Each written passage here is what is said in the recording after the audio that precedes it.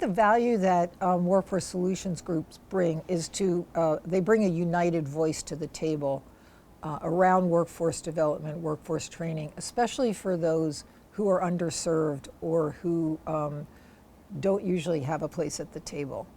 And I think the coalition that they build is really critical to representing the needs of that community. I look at jobs as one of those fundamental needs of living. We need shelter, we need food, and we need a way to take care of ourselves. And having a stable job is critical to that.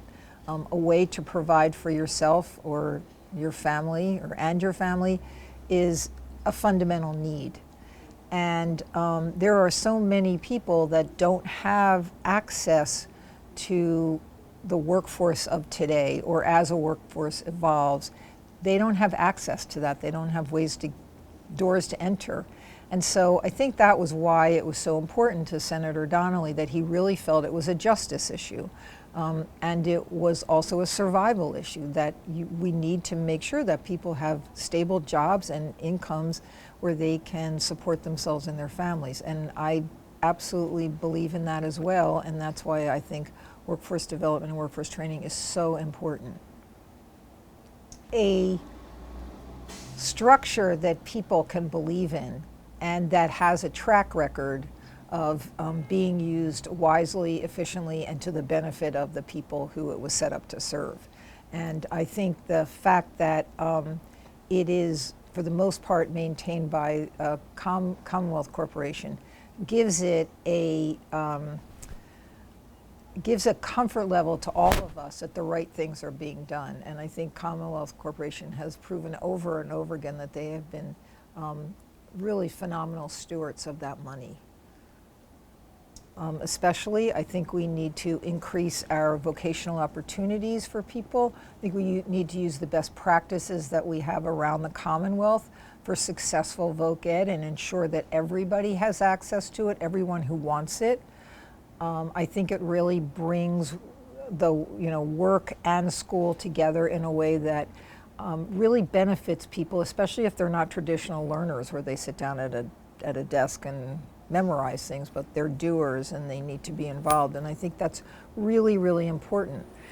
I also think that we need to, at the same time that we're increasing workforce training opportunities, we really need to start looking at the social determinants of health, because so many people who are in that gap or in that place where it's hard to access good work at good wages are people who have been part of the social determinants of health that decide that you won't be as healthy, that your life won't be as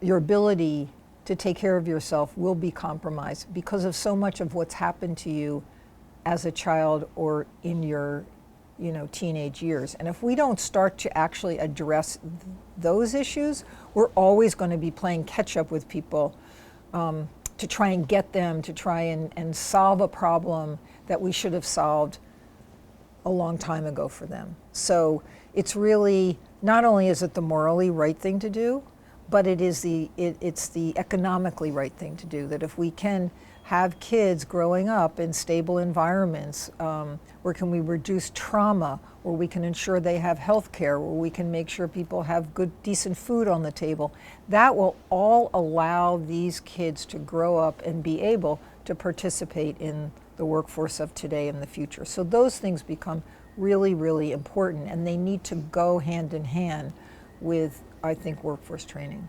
Are you happy that it's the 10th anniversary of Workforce Solutions Group? And yes, I am, and I want to wish all of you another 10 years and to applaud you and tell you how proud I am to have been part of your work in any way, shape, or form. So thank you. Thank you.